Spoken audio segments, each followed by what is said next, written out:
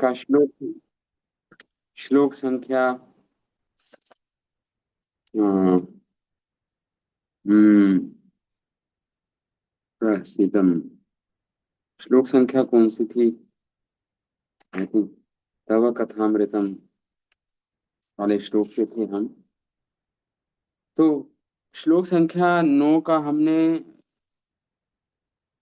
अ, पूरा इस पे चर्चा की थी। अब थोड़ा सा स्वल्प अंश बाकी है इसका। तो हम इसको पूरा करके फिर हमने अगले श्लोक पर जाएंगे। तव कथामृतम् तप्त जीवनम् कविभिरिण्डितम् कल्मषापहम् श्रवणमङ्गलम्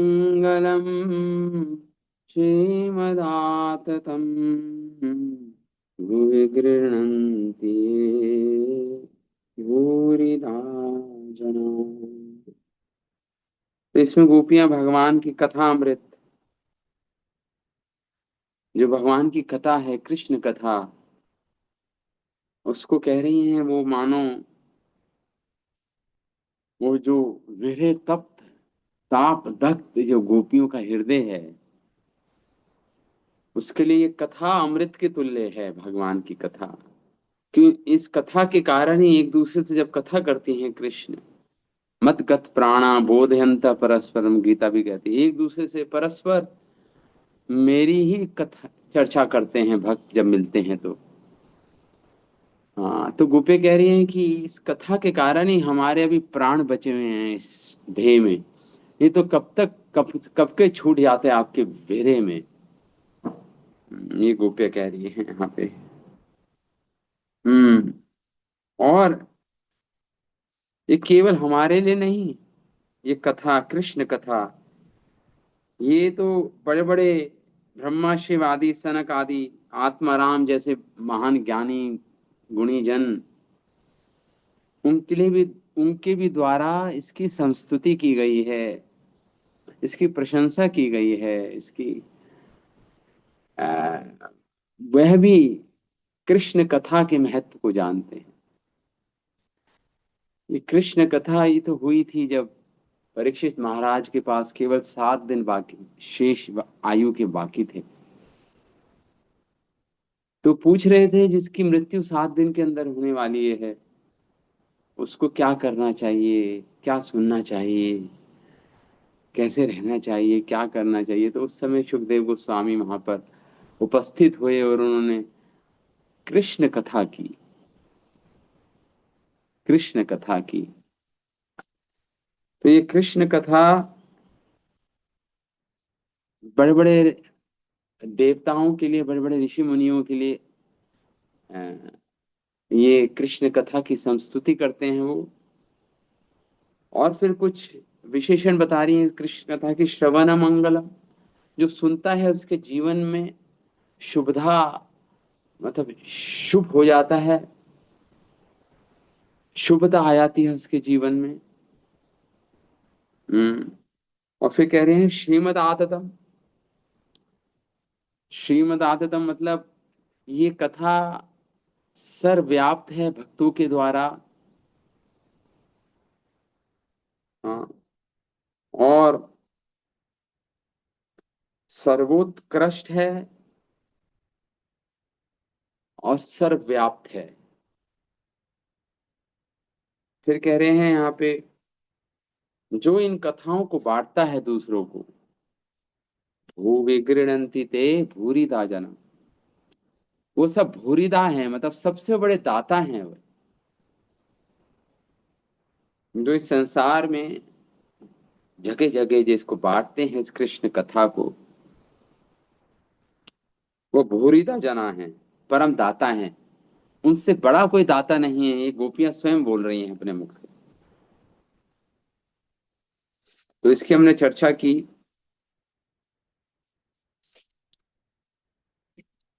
तो आगे हम पढ़ते हैं।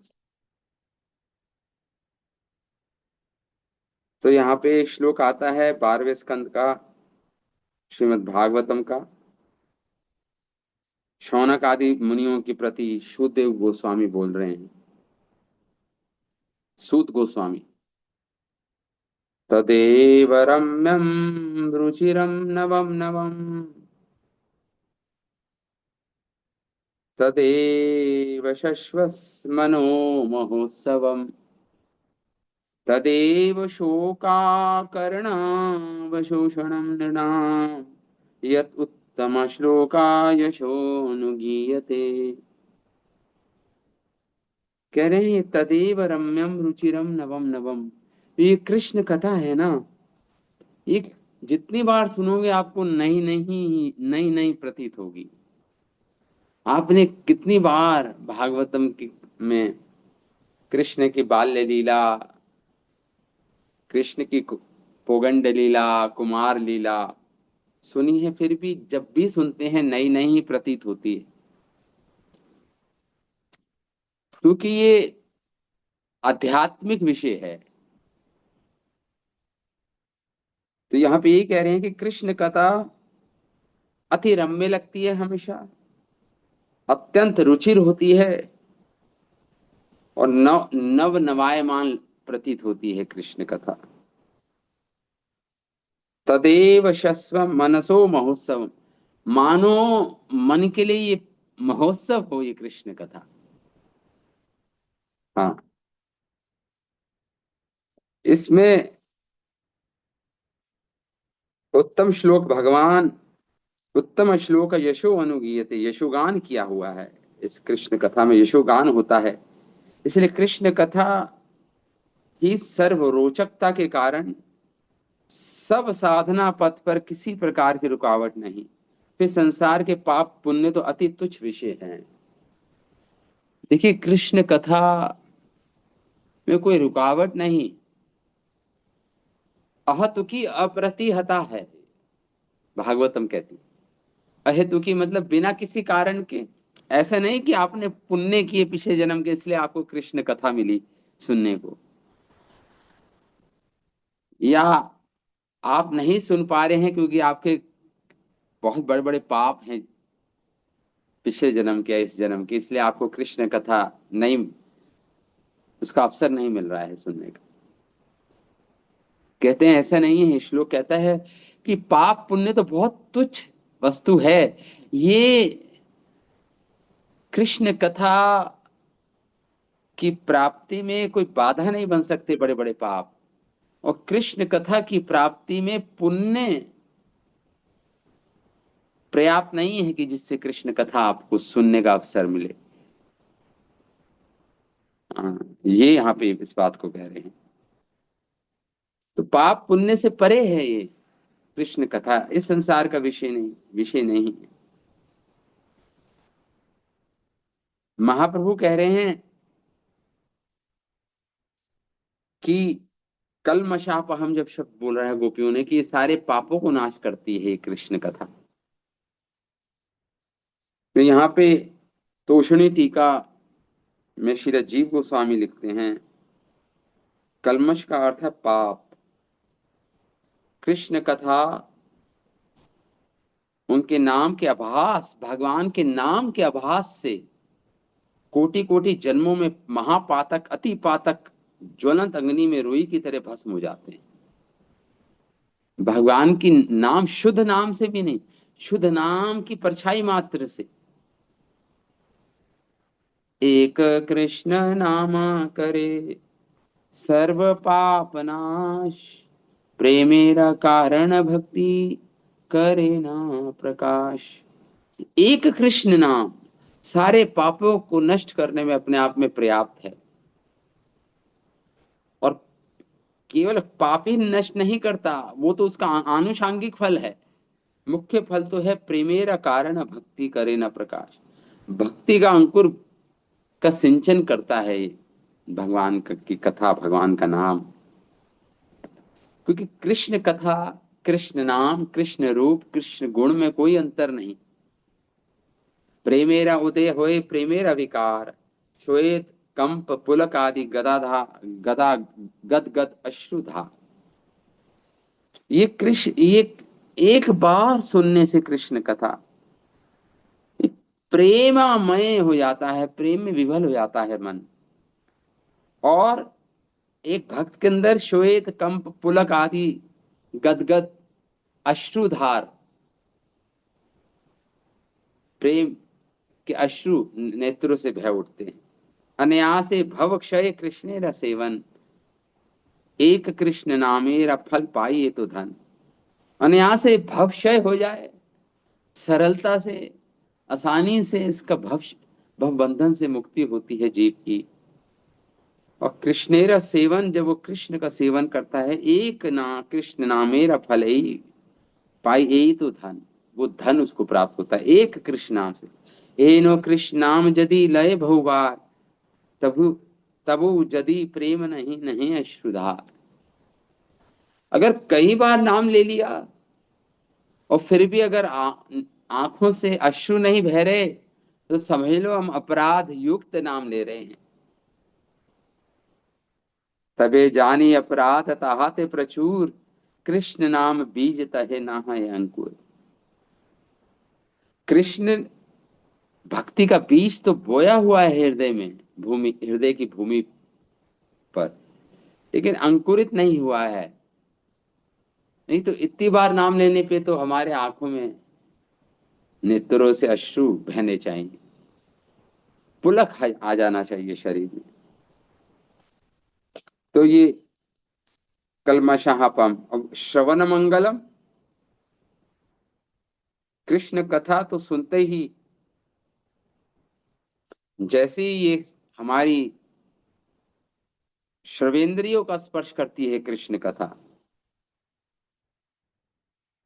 तो स्वार्थ सिद्धि करती है।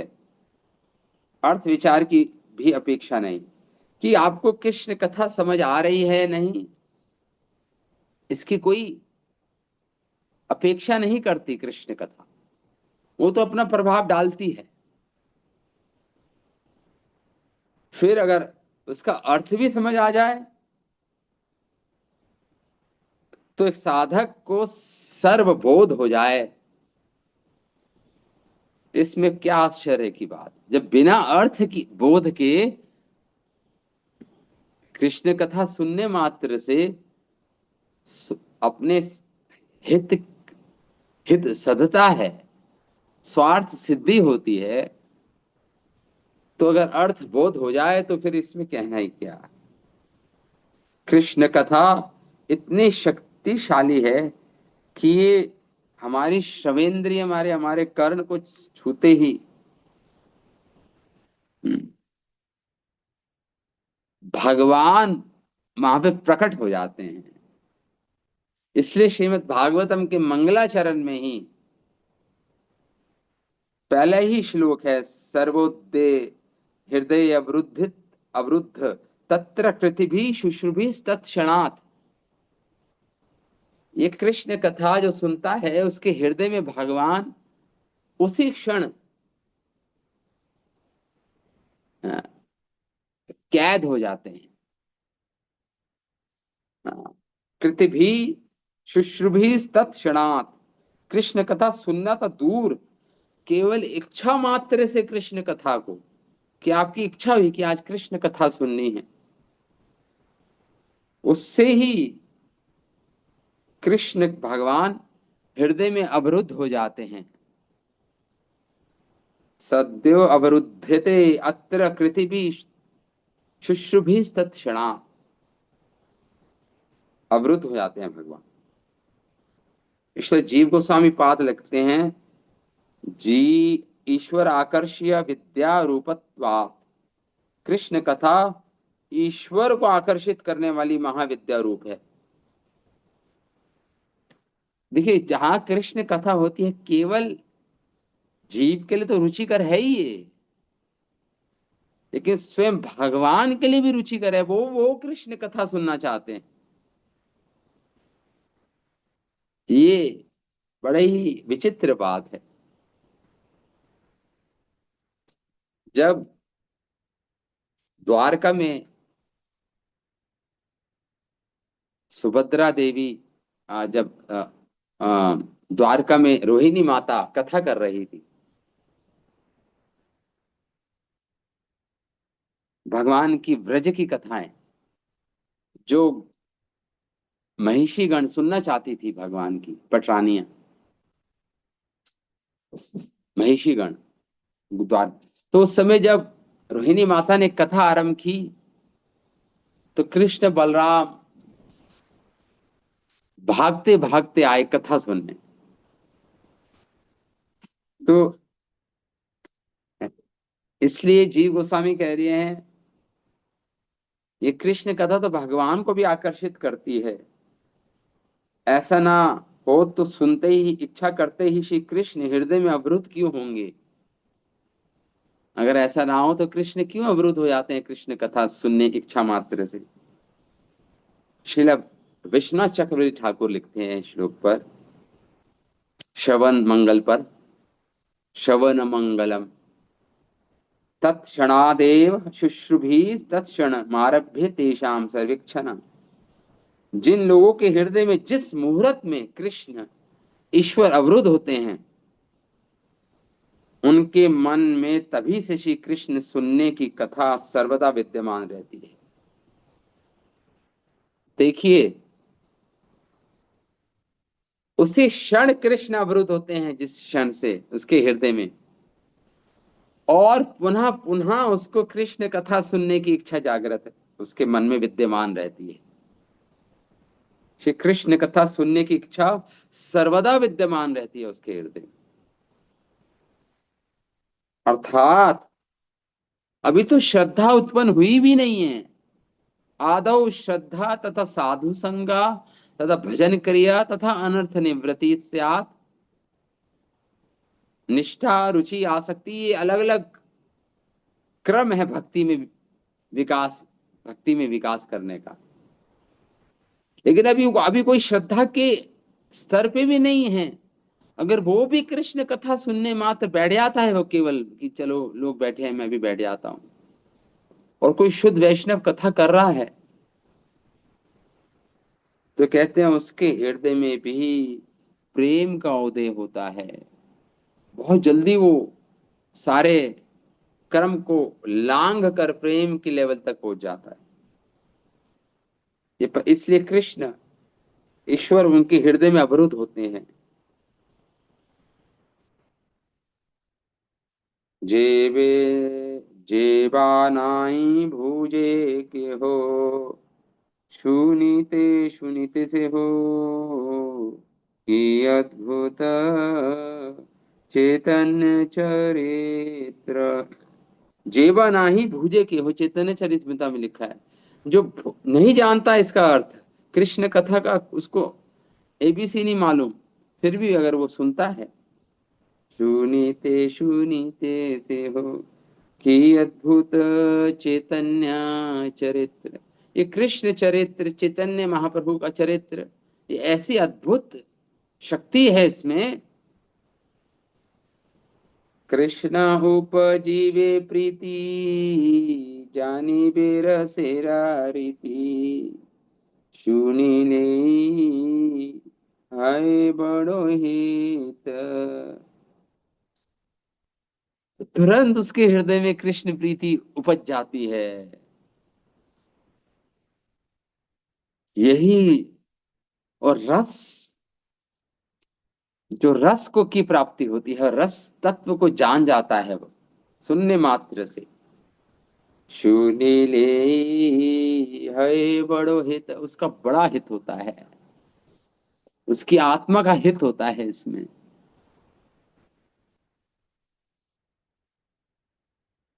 अब शब्द आया था श्लोक में श्रीमत, अतएव श्रीमत सर्वथा उत्कर्ष युक्तम।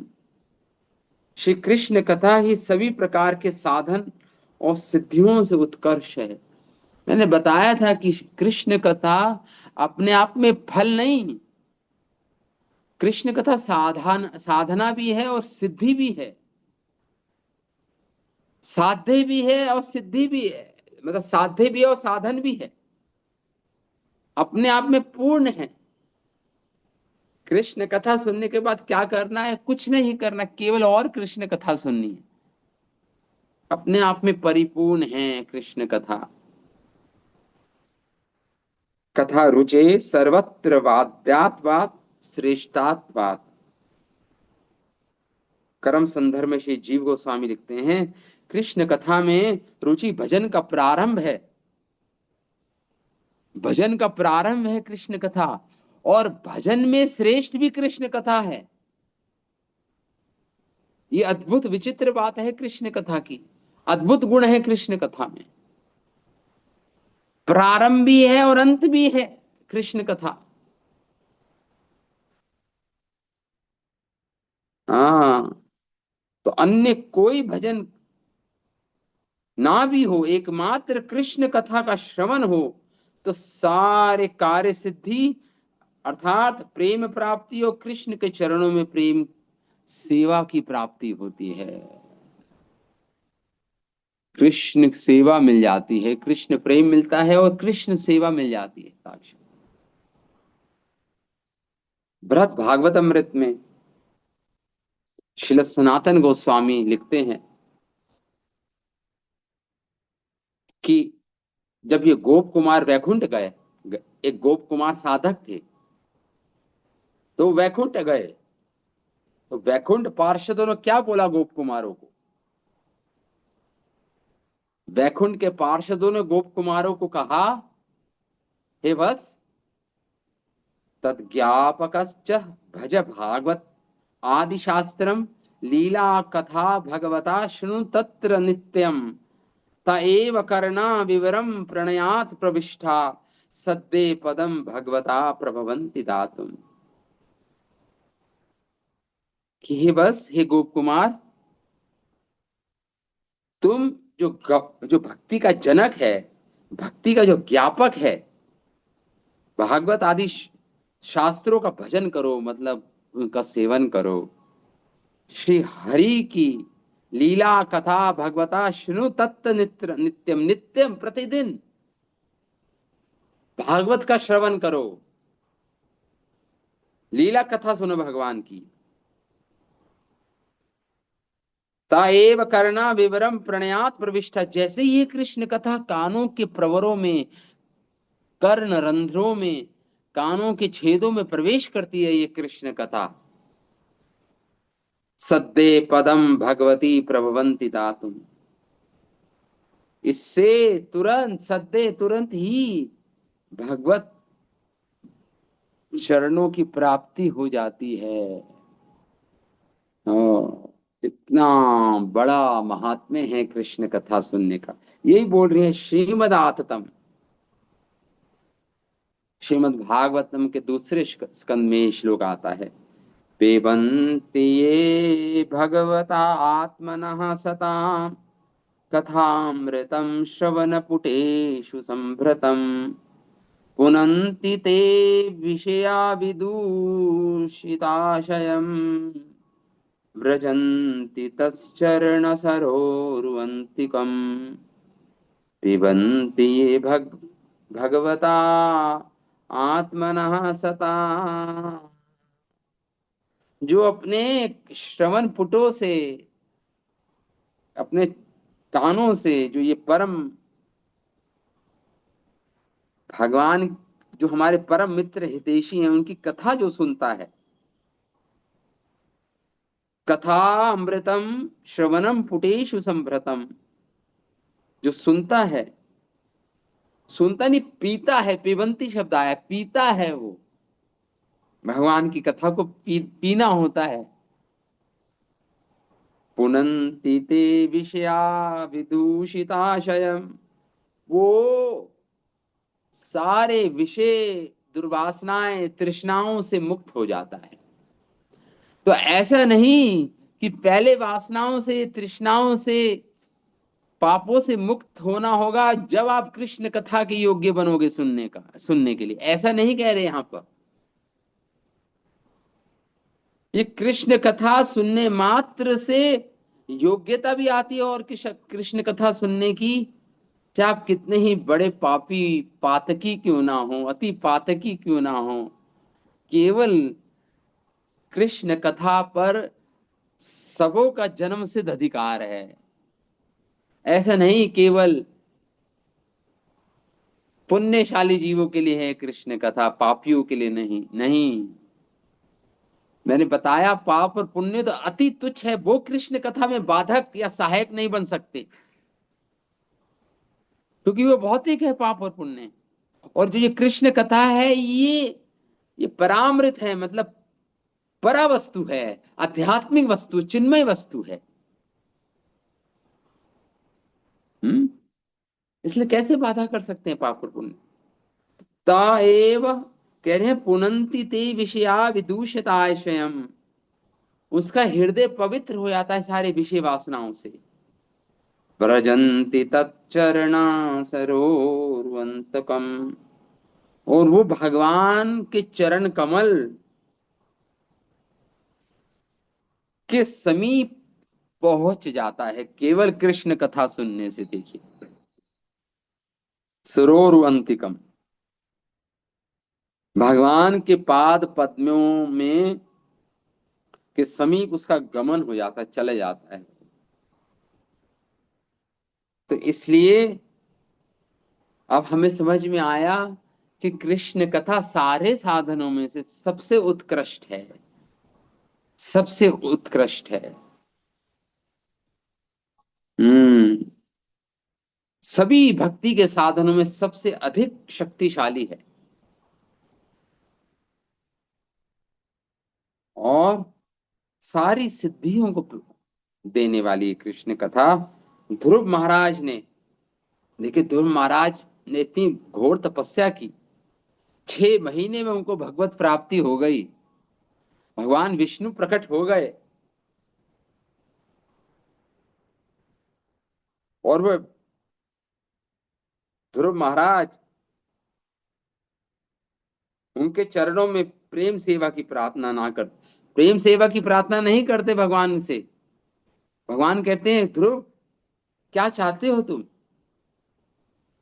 प्रेम सेवा नहीं, आप की उपेक्षा होगी, कि अपेक्षा ये होगी कि ध्रुव महाराज ने कहा होगा, हे प्रभु अपनी सेवा में मुझे नियुक्त कीजिए। ध्रुव महाराज ने ऐसा नहीं बोला। क्या ध्रुव महाराज ने बोला श्रीमद् भागवतम में? भक्ति मुहु प्रवहतम त्वयि मे प्रसंगो भूयादनंत महत अमलाशयानाम ऋणा येना अंज उल्व उरुध्वसं भवाब्धिम निश भव गुण कथामृतम मत्तः। ध्रुव महाराज क्या बोले भगवान से? कहते हैं, हे अनंत, हे कृष्ण, हे विष्णु, जो भक्ति मुहु प्रभताम तो में प्रसंग, जो आपकी कृष्ण कथा में डूबे रहते हैं, मज्जित निमज्जित रहते हैं, आप प्लवित रहते हैं, ऐसे भक्तों का संग मुझे दीजिए, ताकि मैं आपकी कथा सुन पाऊं। देखिए,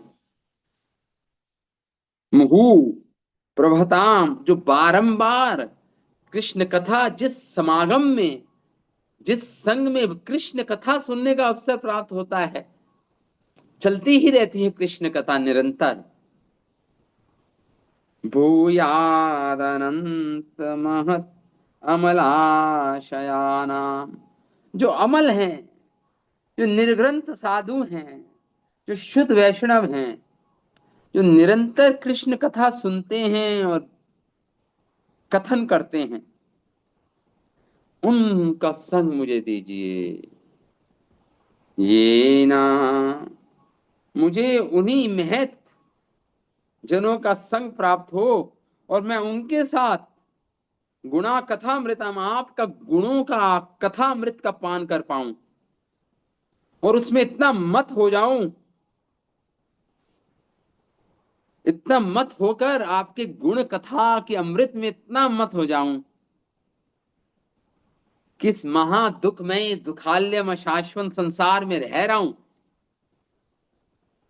फिर भी इसका आभास नहीं रहेगा, और अनायास ही इस जन्म के बाद मैं भगवत धाम चला जाऊंगा। मतलब इस लोक में भी दुखी नहीं रहूंगा, क्योंकि तब कथा अमृत माम, अमृत चित्त मग्न, क्योंकि उसका उनका चित्त कृष्ण कथा में निमग्न है, सुनने में। तो इस संसार के दुख नहीं छू पाएंगे उसको, क्योंकि उसका मन आसक्त हो गया भगवान की कृष्ण कथा अमृत का पान करने में। और इस जन्म के बाद तो अनायास ही मैं संसार सागर को पार कर दूंगा, करूंगा, अनायास पार हो जाएगा संसार। ये ना उल्बणम, उल्बणम मतलब बहुत ही कठिन जो भव सागर, जो बहुत ही खतरनाक भव सागर है, जिसमें खतरनाक मछलियां, जानवर हैं। व्यसनम भवाब्दिम, उरु व्यसनम भवाब्दिम, नेश्य भवत गुण कथा अमृत पान मत्तः। आपके गुणा अमृत का पान का रूपी अमृत का पान जब मैं करूंगा, तो आसानी से इस भवाब्दी, इस संस्मृति से इस भव सागर को पार कर दूंगा मैं। तो इसलिए देखिए, कृष्ण सेवा नहीं मांगी, कृष्ण के भक्तों का संग मांगा है, जहां कृष्ण कथा सुनने का अवसर मिलता है। भगवान से साक्षात भगवान सामने उपस्थित हैं, दर्शन दे रहे हैं। यही सत्संग में हरि कथा अमृत पान की मुख्य, यही मुख्य फल है। मोक्ष फल, मुक्ति तो आनुषांगिक फल है, सेकेंडरी रिजल्ट है। तो इसलिए श्रीमद आततम, श्रीमत, श्रीमत, और आततम का क्या अर्थ हुआ? गोप्य कह रही हैं, सर्वव्यापक चेति प्रसिद्धा मृत्युदेश लक्षणम अपि उक्तम। ये कृष्ण कथा सर्वत्र विस्तृत होने के कारण सर्वव्यापक है। ये कृष्ण कथा साधु भक्तगण उन बादलों की तरह जो जहां जाते हैं, इस कृष्ण कथा की वर्षा करते हैं, कृष्ण कथा रूपी अमृत की वर्षा करते हैं। और इस विश्व में कृष्ण कथा अमृत का वर्षण निरंतर किए जा रहे हैं। शिल प्रभुपाद ने तो इसको सत्य सिद्ध कर दिया। आज पूरे विश्व में शिल प्रभुपाद की कृपा के कारण, एक शुद्ध वैष्णव की इच्छा के कारण, आज पूरे विश्व में कृष्ण कथा का सुनने का अवसर प्राप्त है सबको।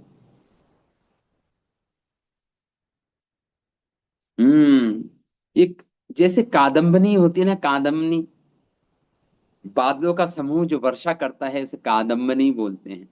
जैसे कादम्बनी वर्षा करती है, उसी प्रकार ये साधु जन कृष्ण कथा रूपी अमृत की वर्षा करते हैं पूरे संसार में, पूरे विश्व में। इसलिए चैतन्य चरितमृता के मध्य लीला में आता है, ए अमृत अनुक्षण साधु महांत मेघगण विश्वोद्याने करे वारिशान। महाप्रभु कह रहे हैं चैतन्य चरितमृता में कि ये अमृत क्षण है, जो ये अमृत अनुक्षण, यही अमृत, ये हर एक क्षण जो कृष्ण कथा में बीतता है वो अमृत तुल्य है। और ये अमृत ही है जहां साधु महांत मेघगण, वो मेघ के समान है साधु और महंत और वैष्णव जन। ए अमृत अनुक्षण साधु महंत मेघगण विश्वोद्याने करीवरीशन। मानो ये विश्व उद्यान हो, एक बगीचा हो, उसमें जो जो जल की वर्षा हो रहे हो, कितना सींच जाता है, कितना हरा भरा हो जाता है वो बगीचा, उद्यान। तो ये अमृत रूपी वचनों से जो वर्षा करते हैं पूरे विश्व में, विश्व उद्याने करी वारिशन, वर्षा करते हैं। ताते फले प्रेम फल भक्त खाए निरंतर जार शेषे जिए जग जान। और जब वर्षा होती है तो वृक्ष बड़ा हो जाता है, उसको फल आ जाते हैं उस पर, और जो भक्त होते हैं उस फलों का रसास्वादन करते हैं। और जो भक्तों से बच जाता है, वो आम साधारण लोग उसका पान करते हैं, वो भी तर जाते हैं, वह भी जी जाते हैं। जो भक्तों का झूठन, उनका बचा हुआ फल जो खाते हैं।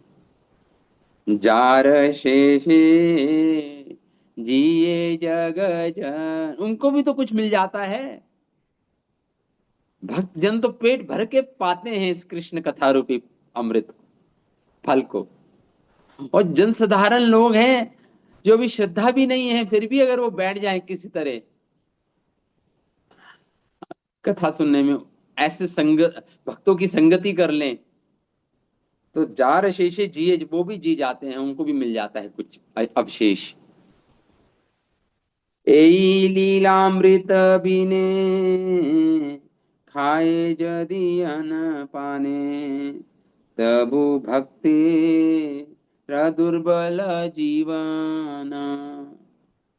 देखिए, जो खाने में खाता पीता है और कृष्ण अमृत का पान किए बिना खाता पीता रहता है, हमेशा उसी में व्यस्त रहता है, तो उस भक्त का जीवन दुर्बल हो जाता है, उसके भक्ति में दुर्बलता आ जाती है। जार एक बिंदु पाने उत्फल्लित तनु मने, हाय गाए करे नर्तन। एक इस अमृत रूपी कथा अमृत का एक बूंद भी अगर मिल जाए हमें, तो हमारा मन प्रफुल्लित हो जाता है, उत्फुल्लित हो जाता है, और हम भी नृत्य करने लगते हैं, कीर्तन करने लगते हैं। एक बूंद पर्याप्त है कृष्ण कथा की। ए अमृत करो पान, जहाँ सम नहीं आन, चित्त करो सुदृढ़ विश्वास। इसे महाप्रभु कह रहे हैं, इस अमृत का पान करो, जहां इसकी उपलब्धि हो तुरंत जाओ वहां पर, और इस अमृत का पान करो, क्योंकि इसके समान कोई दूसरी साधना नहीं। चित्त करो इस पे, इस सिद्धांत पे सुदृढ़ विश्वास करो, महाप्रभु कह रहे हैं। ना पढ़ो कुतर्क करते, अमिथ्य कर्क सार वर्ते। ज्यादा कुतर्क वितर्क मत करो। ये कुतर्क वितर्क तो कौओं कौओं की सभा है, यहाँ पे कुतर्क वितर्क होता है। कर्क शार्वते, अमेध्य, इसमें बुद्धिमानी नहीं, अमेध्य। जात पड़ीले है सर्वनाश, ये कुतर्क वितर्क करते रहोगे, साधु परमहंसों की सभा में ना बैठ के कौओं की सभा में बैठोगे। यहाँ केवल ग्राम्य कथा का श्रवण होता है, कीर्तन होता है विषयों का, तो क्या होगा? सर्वनाश हो जाएगा, आत्मा का पतन हो जाएगा। अब गोपियां आगे कह रही है, भूरिदा हैं वो जो इस कृष्ण कथा को बांटते हैं, सबसे बड़े दानवीर दाता वही हैं, इससे बड़ा दान कोई नहीं संसार में। कोई कपड़े का दान करता है, रोटी अन्न का दान करता है, जो भी दान करे, लेकिन जो कृष्ण कथा का दान करता, उससे बड़ा दाता वो नहीं हो सकता। इस संसार में अगर किसी चीज की कमी है, किसी वस्तु की कमी, वो है कृष्ण कथा की। इस संसार में हर वस्तु पर्याप्त है, कोई भूखे नहीं मरता, कोई प्यासा नहीं मरता, किसी न किसी को कुछ ना कुछ जगह मिल ही जाती है सोने के लिए। लेकिन अगर सबसे बड़ी दर्द है, अगर किसी अगर सूखा पड़ा हुआ है संसार में, तो वो सूखा पड़ा हुआ है कृष्ण कथा का। ऐसा शिला भक्ति सिद्धांत सरस्वती ठाकुर कहा करते थे। तो ये भूरिदा जना है जो कृष्ण कथा का दान करते हैं। तो गोपियों ने कहा, जो लोग कृष्ण कथा अमृत विश्व में कथन रूप में दान करते हैं। कथा वे भूरिदा हैं, सभी से अलग, अधिक स्वार्थ प्रदाता हैं सभी के। सबसे ऊपर है हमारी सखियां जो हमें कृष्ण विरहित तप्त आत्माओं को कृष्ण कथा सुना के हमें जीवन दान कर रही हैं। गोपियां कह रही हैं हमें हमारा मरण हो जाए, अगर हमारी सखी हमें कृष्ण कथा ना कहें तो हमारा कब कब का मरण हो जाए। ये वीरे तप्त गोपियां कह रही हैं। इस दान की कोई सीमा नहीं, परिसीमा नहीं। महाप्रभु जो राधा भाव में आविष्ट हैं, महाप्रभु जब उन्होंने ये श्लोक सुना, गोपी गीत का श्लोक, ये कथा तव कथामृतम तप्त जीवनम कवि विरिंडितम कलमशापहम। जब महाप्रभु ने ये श्लोक सुना, महाप्रभु तो प्रेम आविष्ट थे। जब ये श्लोक सुना उस प्रेम के आवेश में, तो क्या हुआ, उन्होंने महाराज प्रताप रुद्र को आलिंगन कर लिया। ये प्रताप रुद्र महाप्रभु के बहुत बड़े भक्त थे, लेकिन महाप्रभु मिलते नहीं थे। प्रताप रुद्र राजा थे उस समय, पुरी के, उड़ीसा के, नहीं मिलते थे महाप्रभु की। ये विषय है, ये भोगी है ये राजा। महा तो भक्त लोग युक्ति सोचते थे कैसे महाप्रभु कृपा प्रताप रुद्र को मिलेगी, राजा प्रताप रुद्र को। तो जगन्नाथ यात्रा निकली और जगन्नाथ यात्रा में महाप्रभु ने नृत्य किया, कीर्तन किया, और रास्ते में जो उद्यान पड़ा, जगन्नाथ उद्यान, जगन्नाथ वाटिका, वहां पे महाप्रभु ने प्रवेश किया और विश्राम, प्रेम प्रेम समाधि, प्रेम आविष्ट आविष्ट है महाप्रभु, उसमें मानो विश्राम कर रहे हो महाप्रभु। और उस समय भक्तों ने कहा महाराजा प्रताप रुद्र को, तुम ये राजा का वेश छोड़कर धोती में महाप्रभु के समीप जाओ। तो राजा प्रताप रुद्र महाप्रभु के समीप गए और एक ही श्लोक गा रहे थे वो, तव कथामृतम तप्त जीवनम कविभिरिंडितम कल्मषापहम। क्योंकि महाप्रभु की ये प्रतिज्ञा थी कि मैं राजा के दर्शन नहीं करूंगा, और राजा ने भी ये प्रतिज्ञा ली थी अगर महाप्रभु की कृपा नहीं मिली तो मैं अपने प्राणों को त्याग दूंगा, मैं जीवित नहीं रहूंगा अगर महाप्रभु की कृपा नहीं मिली। राजा की भी ये प्रतिज्ञा थी। तार प्रतिज्ञा ना करीबे राज दर्शन, तार प्रतिज्ञा ना करीबो राज दर्शन, मोरा प्रतिज्ञा ताहा बिना छाड़ी वो जीवन। प्रताप रुद्र ने कहा, राजा मैं अपना जीवन छोड़ दूंगा यदि से ही महाप्रभु ना पाई कृपा धन।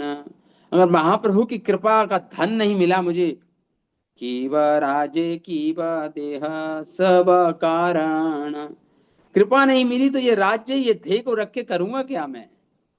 राजा की ये प्रतिज्ञा, ये राजा ने की भावनाएं थी। अंत में रथ यात्रा में जब, जहां बलगंडी नामक, जहां रात रथ थोड़ी देर के लिए रुकता है, जहां भगवान की आरती भोग लगता है, भगवान को, जगन्नाथ जी को बलगंडी बोलते हैं उसको, वहां पे भगवान को भोग प्रसाद का भोग लगता है। उस समय महाप्रभु नृत्य करते करते अनायास पुष्प उद्यान में विश्राम करने लगे। तभी सार्वभौम भट्टाचार्य ने परामर्श दिया कि महाराजा प्रताप सूर्य ये गोपी गीत सुनाकर ही प्रभु की कृपा प्राप्त कर सकते। ए मत प्रभु आछे प्रेमेरा आवेशे, हेनो काले प्रताप रुद्र करीला प्रवेशे। उसी समय प्रताप रुद्र प्रवेश कर गए। सार्वभौम सार्वभौम भट्टाचार्य जो महान वैष्णव थे, उपदेश छाड़ी राजा वेश, एकेला प्रेम आवेश काइला सही देश, कि अपना ये राजा का वेश त्यागो और अकेले जाना महाप्रभु के पास, वैष्णव का वेश धारण कर लो। सब भक्तेरा आज्ञा लैया जोड़ा हाथ, प्रभु पद धरी पड़े साहस करिया। आइया, प्रभु पद धरी पड़े साहस करिया। तो महाराजा प्रताप रुद्र ने बड़े साहस के साथ महाप्रभु के चरणों में बैठ गया और महाप्रभु के चरणों का संवाहन करने लगा, चरणों को दबाने लगा। और लेकिन महाप्रभु को सुध बुध नहीं थी, वो तो प्रेम के आवेश में थे। आंखें भूजी प्रभु प्रेमा भूमि ते शयन, नृपति ने पुण्य करे पाद संवाहन। भगवान महाप्रभु की आंखें बंद थी, भूमि पर शयन कर रहे थे महाप्रभु। और ये नरपति, ये जो राजा प्रताप रुद्र था, ये भगवान के चिंतन महाप्रभु के चरणों का संवाहन करने लगा। रास लीला श्लोक पढ़ी करे न स्तवन, जयति ते अधिकम अध्याय करी नहीं पठन। जो हम पठन कर रहे हैं, इसी श्लोक का पठन किया उसने, राजा प्रताप रुद्र ने। सुनीते प्रभु संतोष अपार, बोल बोल बोली उच्च बोले बार बार। जब महाप्रभु के कानों में ये श्लोक गया, तब कथामृतम तप्त जीवनम, महाप्रभु कहते हैं और बोलो, बोलते रहो बोलते रहो, बोल बोल बोली उच्च बोले बार बार, ऊंचा बोलो। महाप्रभु ने कहा, तब कथामृतम श्लोक, राजा पढ़ने लगा, फिर वो बार पूरा पूरा पढ़ने लगा इसी श्लोक को। तब उठी प्रेमा वेश प्रभु आलिंगी न दिलो, तुम्ही मोरे बहु दिले अमूल्य। तो महाप्रभु उठे, तब कथामृतम श्लोके राजा जी पढ़ी लो, उठी प्रेमावेश प्रभु आलिंगी न दिलो। महाप्रभु ने आलिंगन कर लिया राजा प्रताप रुद्र को, प्रेम की समाधि में है महाप्रभु, प्रेम आविष्ट हैं। ये श्लोक सुन के महाप्रभु ने आलिंगन कर लिया राजा प्रताप रुद्र को और बोले महाप्रभु, तुमी मोरे बहु दिले अमूल्य रतन, मोरा किछु दीते नाही दिलु आलिंगन। कह रहे हैं महाप्रभु की, तुमने मुझे एक बहुमूल्य रतन दे दिया, अब प्रतिकार में तुम्हारे इस ऋण से ऋण होने के लिए मेरे पास कुछ नहीं है, अब केवल ये आलिंगन ही है बस। महाप्रभु कह रहे हैं ये आलिंगन ही है मेरे पास। ये तो बोली से ही श्लोक पढ़े बार बार, दुई जनार अंग कप नेत्र अश्रुधार। बारंबार ये श्लोक महाप्रभु सुनते गए और राजा प्रताप रुद्र बोलता गया इसी श्लोक को। अब महाप्रभु और राजा प्रताप रुद्र में भी सारे प्रेम के लक्षण उत्पन्न हो गए, अश्रु कंप, नेत्रों में जलधार बहना, सारे अष्ट सात्विक विकार, प्रेम के जो विकार होते हैं, लक्षण होते हैं, वो सब प्रकट हो गए दोनों में, राजा प्रताप रुद्र में भी।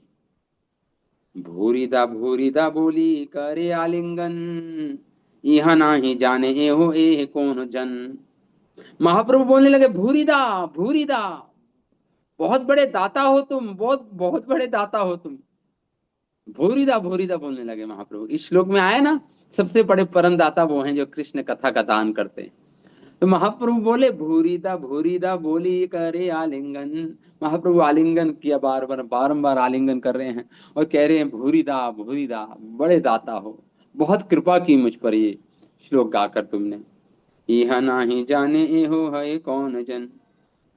अब कौन जन है महाप्रभु नहीं पता, महाप्रभु को कोई सुध बुध नहीं, कौन है सामने।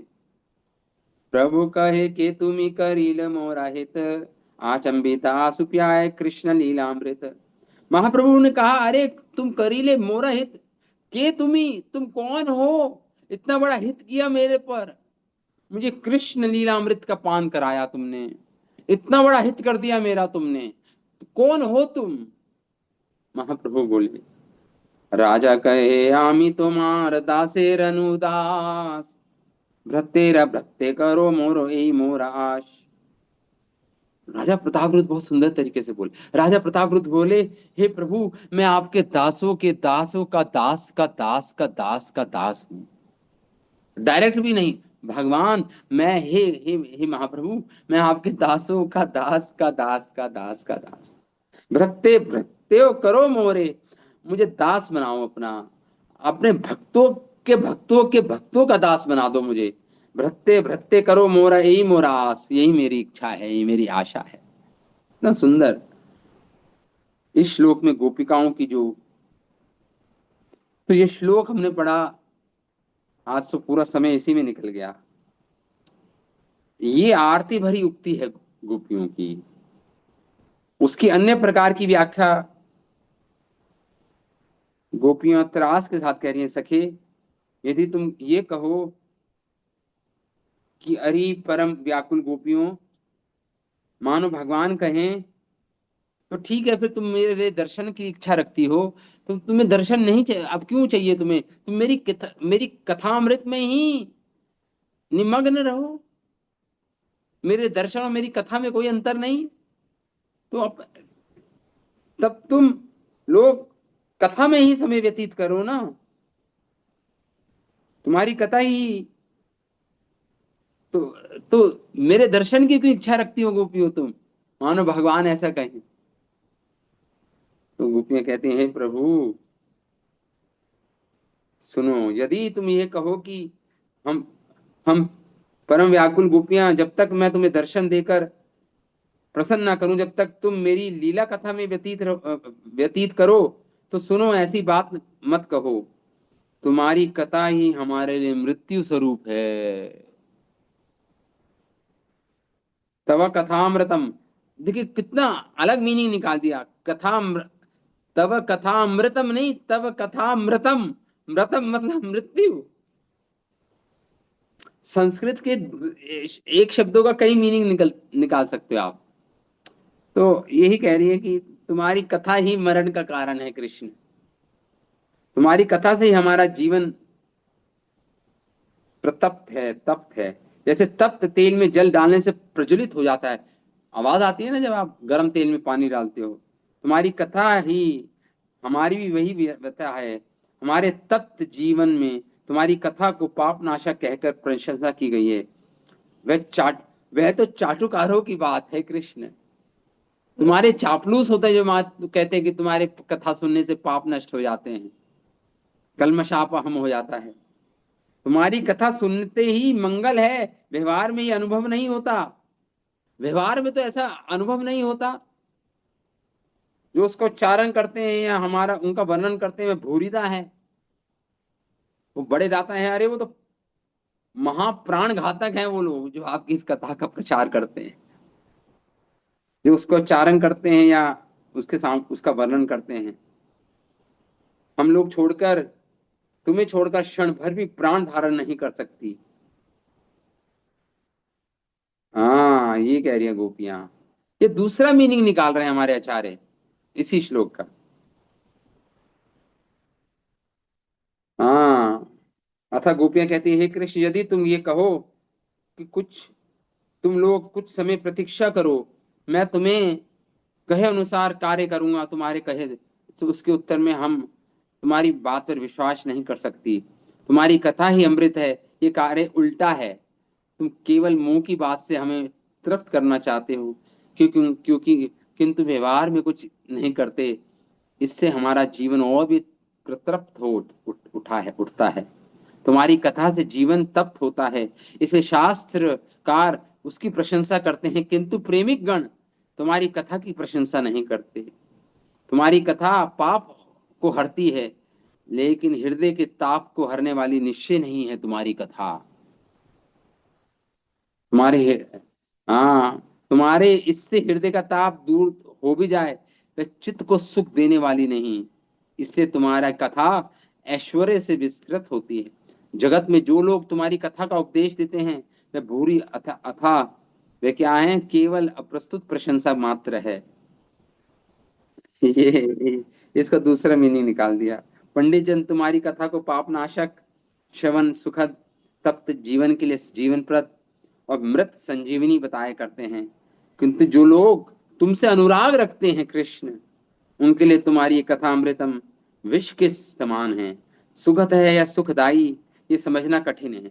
तुम्हारी कथा चरित्र बाहर से तो, आरंभ में तो अमृत की तरह लगती है, मधुर लगती है, लेकिन उसके भीतर निहित जो शूरधार है, तुम्हारी कथा में इस प्रकट प्रकट तत्व को वह लोग जानते हैं।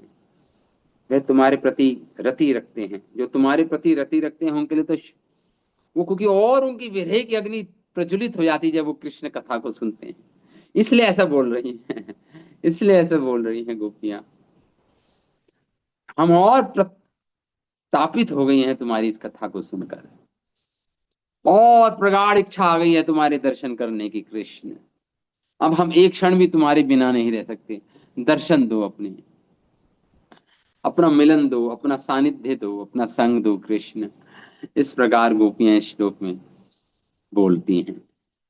तो इस श्लोक में आज पूरा समय बीत गया। अब अगला श्लोक हम कल पढ़ेंगे, करेंगे 10वां श्लोक।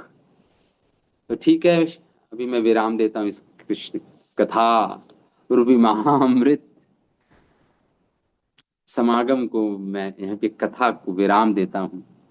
श्रीमद् भागवतम महापुराण की जय, श्री रास पंचाध्याय की जय, शिल प्रभुपाद की जय, अनंत कोटि वैष्णव वृंद की जय।